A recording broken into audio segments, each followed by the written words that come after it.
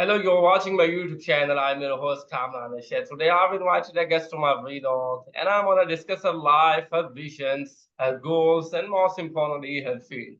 Hello, and welcome again. We are delighted to have Halprin with us, Dr. Amira Halprin with us.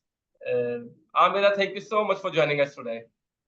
Thank you, Cameron. Okay, but before to start this interview, Amira, could you please tell us about your life, what you have done, and what is your goals? How many goals did you achieve so far? And what inspired you to pursue a career in journalism? Thank you for your question. I had a natural curiosity to events around me, Mm, especially because of the fact that I grew up mm, in the Middle East, mm, more in particular, the area that I lived in. I grew up in mm, Israel, and this place has, as we all know, um, many political events that affected our daily life. Most of us mm, have been affected by this. And mm, the most important thing for me was when I became a journalist was basically to learn about the other side of the conflict. So it was interesting for me to, first of all, learn the Arabic language, get to know the culture of the other language, have interviews with them, and being an investigative journalist was my passion, which also helped me later when I conducted my PhD mm, and worked as a professor. Have been mm. working actually for 20 years now in this area. Uh, all right. What is your qualification? When I was reading your profile and I came to know that you have done PS in communication, right? So you belong to journalist field. So could you please tell us what is journalistic ethics? Because I've seen a lot of people who claim that they belong to journalism field, they are the journalists, but actually they don't know the norms of the journalism, the principles of the journalism, how to get the news, how to use the words, which words they have to use for a news and all that, you know. So, Yes, what is your sure. take on it, Amira? Sorry? What is your take on it? Yes, thank you. Um, there is a big change occurred following the technological revolution Mm-hmm. started in the 90s with the development of the internet. And so we see that whereas in the past, before the internet, the problems of ethics in journalism were there, but Mm-hmm. they are much more evident today with the development of technology. And what it means is basically that as journalists, Mm-hmm. um, the coverage of stories should be ethical, Mm-hmm. meaning that when you report on a Mm-hmm. story, it shouldn't be biased. And Mm-hmm. when we, as a practitioner or as academics, learn and teach this area, we explain it very clearly that it should be very objective and biased. Not biased, but having said that, there are major changes in recent years, Mm-hmm. and objectivity really doesn't exist today. So when we look at ethics in journalism today, following the technological revolution, we look, Mm-hmm. for example, at problems of artificial intelligence. So if we will take the case study in order to understand this, if we'll take the case study of Israel-Hamas war, which started a few months ago, and we look at AI as the core problem in the coverage of the war and what is occurring now in Gaza and Israel, we see that fake news, misinformation, disinformation, because we have these capabilities, technological Mm-hmm. capabilities, to use these fake pictures, which actually mislead audiences worldwide. And now, if we look at other topic, like you said, Cameron, terminology. Terminology is most of very important and maybe one of the most important things when we talk about the coverage of conflict and war. If we look again at this case, Mm-hmm. we have currently a war between Israel and Hamas, which has been designated as a terrorist organization by many countries.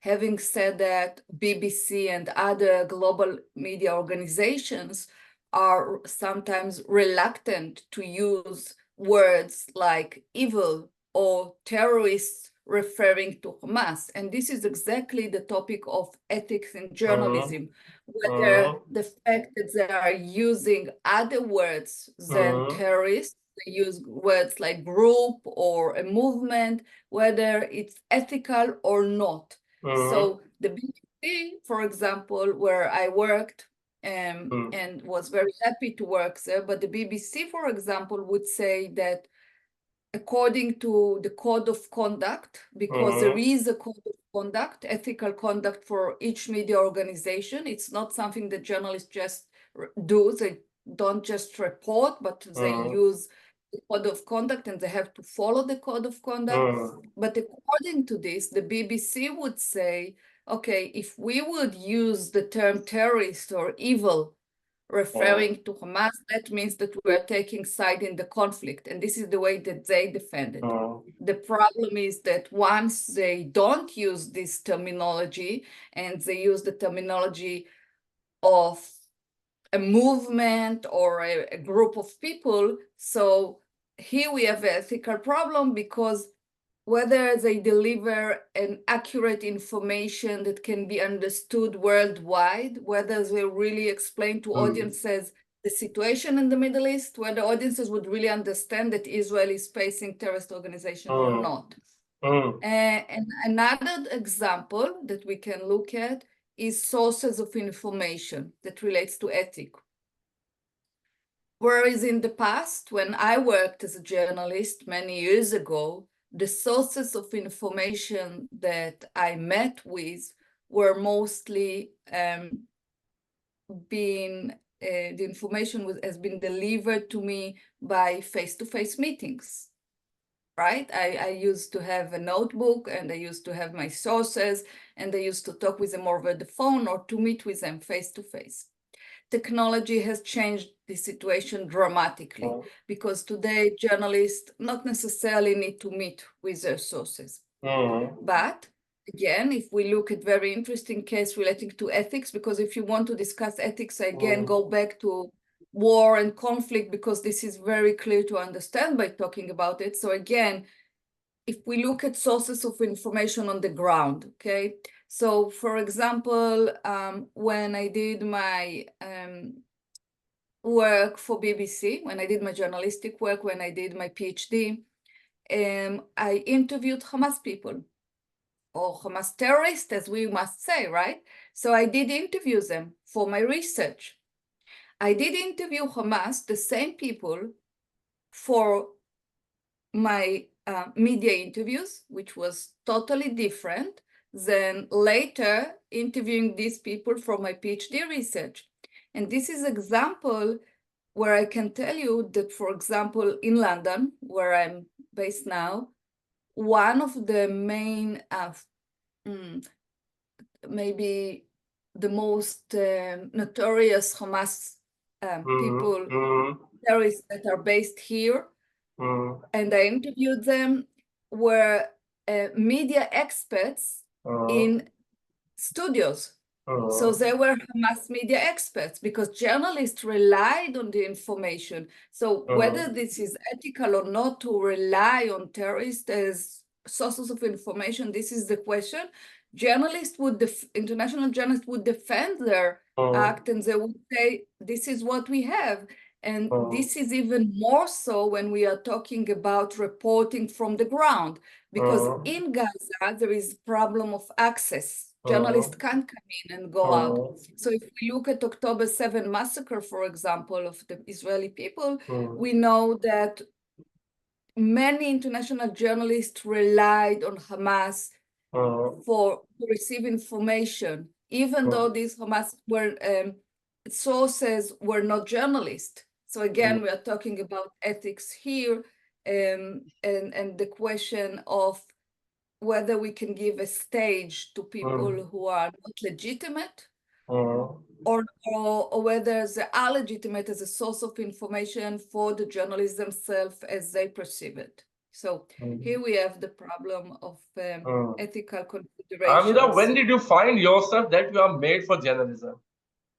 Sorry? When did you find yourself? When did you discover yourself that you are made for journalism? When did I discover Yourself that you are made in, for journalism? in journalism?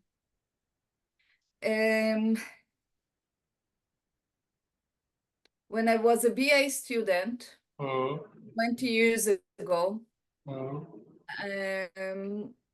I used to spend most of the time in the newspaper office than in class. I used to work as a local journalist for print media for a local newspaper, and they covered politics and social affairs as well. And this is something that I really had a passion to, and I used to chase politicians whenever they went to any local event, I used to chase them with my camera and pen and notebook. All right. Amra, one thing I observed in your personality, that you are not very active on social media. You are a journalist, so you have covered a lot of news all over the world, from all over the world, right? So why you are not very active in social media? Don't you think that people can engage you, people can reach you easily if you use Instagram, Facebook, Twitter, X, or LinkedIn as well? Because when I was reviewing your profile on LinkedIn, you are not a regular user of LinkedIn as well. Why is that? Yes, and I think it's just something which is not right. I mean, I think I need to take into consideration the fact that today we have to be on social media more, and I should do something more about it. It's always the dilemma what should be your approach to this, what you should say on social media. But I have few ideas now how to take it further, and I think that's the next step now. You try to stay out of it. Sorry? You try to stay out of it. Yes, I think that also Instagram is very important, and also maybe to deliver talks online about things that are happening or about media, generally talking about media and even media practice and theory and many things that I can talk about online, and then to have followers and interact with people worldwide. Yes, I agree with you. I think it's important. It is. Now, why is the shortest way to reach you? How can people reach you? What is the easy way to reach you? So I think that because what I have now is LinkedIn and Facebook, which are there, so people can reach me there. And I can also, if you want to mediate between me and audiences, and I can give you my email address and people can contact me. And especially maybe I would like to take this opportunity to say that apart from looking at maybe increasing my online profile at the moment, I'm also looking to talk to audiences worldwide, not online. Which means that if there are audiences that want to hear my story, which is very interesting because I am an Israeli that worked with the Palestinians for the last 20 years, and I'm not radical, but rather academic. So I deliver academic talks, but also because I was a journalist, I know how to deliver talks that are academic, but in a way that would be sometimes it can be academic, sometimes it can be just a talk to people and to educate people about what I experienced, what I learned for my research with the Palestinians in the UK that I interviewed, and what is my opinion, and even small questions. How do you feel as an Israeli today after you did this research, and how you have access to the people and so on and so forth? I would be glad to do so because this is now the hot topic. So I'm here for this. How do you update yourself about the news? Yes. So, first of all, of course, that I read international media and local media in different languages as well, because as I said, I know and read few languages. But also I have, because I lived in many countries around the globe, I have contacts in many places. So whether it's from the Arab world or from the Jewish world or from the Christian world, so whether it's activists or academics or you just name it. So I just do this and follow with the, and this is something, if we go back to your first question, I think that this is something that not everybody feel or experience, but for me, the passion for news and understanding the world that's surrounding me is something that I remember from, I don't know, first day that I can remember, that when I was young in school, this is something that I'm much more interested in news and entertainment. All right. Amira, how do you handle situations where there might be a potential conflict of interest? I mean, can you provide an example where you had to manage such a situation in your journalistic career?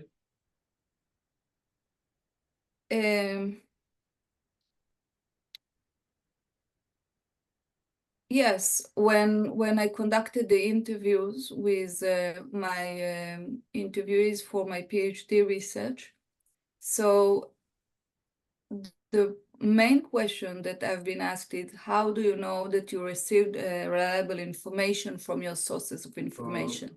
Because you are an Israeli and they are Palestinians. So how do you know that you were sitting with them and received reliable information? And this was a challenge because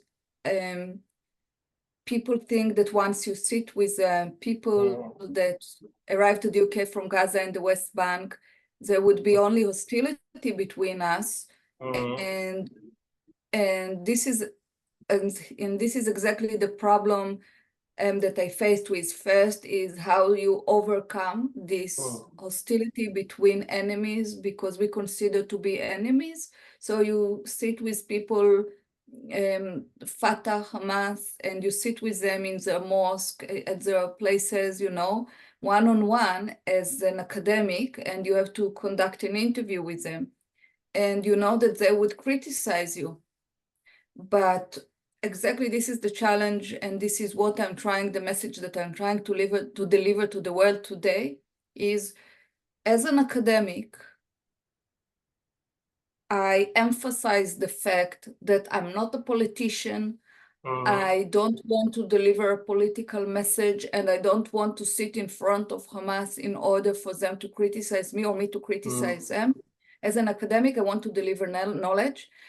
One of the things also that is very important for me to highlight at the moment, which if you ask me how do I see my work and why I'm not on social media, I would like to also say, relating to this, something which is very sad to say, but I must say it because it won't be the whole, the big picture. We can't see it without saying it, is that as an academic, I feel that the door has been closed since the war started. The door has been closed for me, for many of my colleagues, and rather than being judged on the merits of my achievements and academic achievements, I have been judged by my ethnicity. And this is the major obstacle, because I did, according to many Muslim scholars that wrote about my work in the past, I did a pioneering research, conducted a pioneering research, the first Israeli that had access to the Palestinian community in the UK, and I have acquired knowledge that not many people did acquire, and so on. But people feel today that there is no room for us to talk because of our ethnical background, and it's even more worse than this. I describe it in a very mild way, but it's even more than this. So I'm just hoping, that there would be a change and people would be happy to look at me again as Dr. Amir Halperin, the researcher, and not Dr. Amir Halperin, the Israeli researcher. Amira, what steps do you take to ensure accuracy of your reporting? First of all, as a professional, you have to be very clear about your aims and goals and work according to very strict guidelines. So when I did my PhD, I did my PhD at University of Westminster in London, UK, which is one of the leading universities for media studies. Obviously, my supervisors and the professors that were members of the supervising team and committees, all of them, very well-known British scholars who are very strict, and they wouldn't let scholar to work according to his own judgment. But they look at what you do, they follow you, they criticize you, and they help you to build yourself. So I feel in one way very much integrated in the UK in a way that I lived here for many years and now I returned. I did my PhD here. I'm a British citizen, but from the other hand, as I said, unfortunately, there are problems of threats towards my basically personal well-being, but also threats to my academic integrity by the fact that people are reluctant to look and read and listen.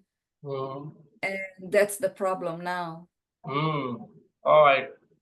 Dr. And Amira, also I would like to say on that note that I really appreciate the fact that you are interviewing me, because you are also international media, you are based in Pakistan, and you are very professional, and I want to really thank you for taking me on board, and I'm hoping to continue working together and to deliver messages and do something positive, and instead of, mitigate all the negative discourses that we see online and offline in the last 7 months. all right. Thank you so much for the compliment. Thank you so much, Dr. Amira, for joining us today. It was really wonderful having you here and learning from your experiences again. But before to wrap up, before to end this interview, is there anything you would like to share with our audience or any message you would like to share with them? Any suggestion or any message for me as well? Yes, thank you. I would like to share the message that I'm at the moment looking for support, especially from the people that I've been worked with for so many years. Support from the other side of the conflict. And I think that only collaboration between the moderate people of both sides and not the radical people, we can win this. So, like you said, I would be happy to hear and meet with audiences from Pakistan and elsewhere to deliver content together and again to win this situation that has been forced upon us and leads to so many suffering among so many people. Any message or any suggestion for me?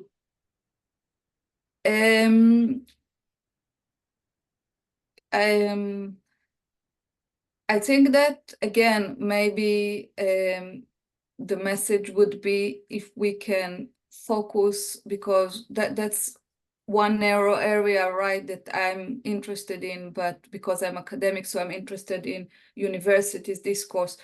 But one interesting aspect that I would like to hear from you maybe is about, I want to learn more about universities in your country, in Pakistan, and I would be very happy to, together, maybe we can talk with academics there and listen to what are their opinions and maybe we can do interviews together and work together, and maybe try to take it even beyond academia and to try to impact maybe or definitely impact policymakers and communities. Thank you so much once again, Dr. Amira Halfrin. You are with us, and I've learned a lot of new things from your side. I'll definitely apply on my life or on my profession as well. Thank you once again. Have a blessed day. Thank you. Have a blessed Take day. care. Goodbye. Thank you. Bye.